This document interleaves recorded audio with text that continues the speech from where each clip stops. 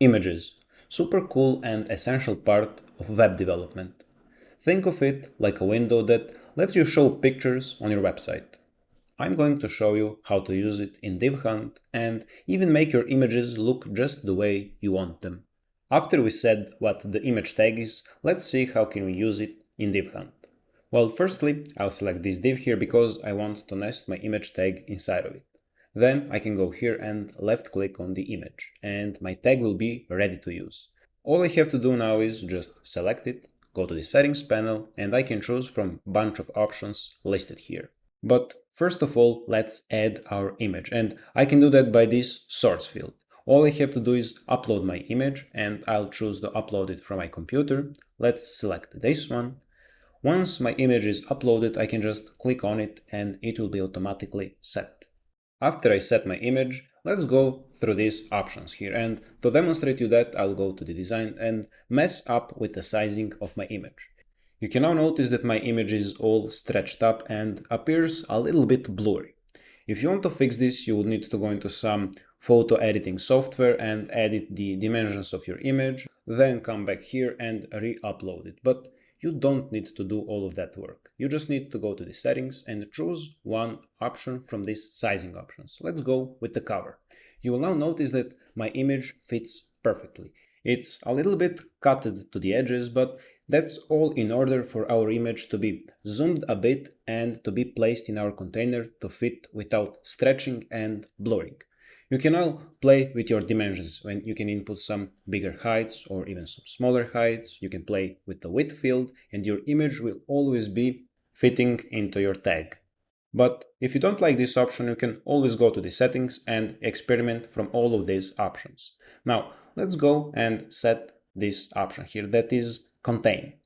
What this option does is basically, no matter how much you resize your tag, your image will always try to keep its original size. And you'll notice this empty space at the top and at the bottom.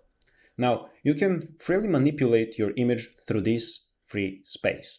You can do that by this positioning here. You can just go to this field and input values like 10% and it will be pushed 10% from the top. Of course, if you input value like 0 here, it will be pushed completely to the top.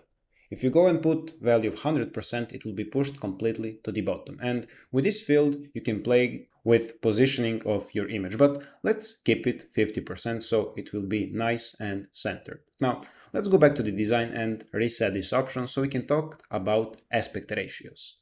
The aspect ratio is the relationship between its width and height. It's super important because it decides if your image looks squished or stretched.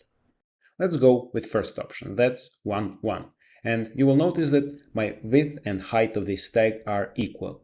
You can again notice this free space here, so let's fix it by setting our size to cover.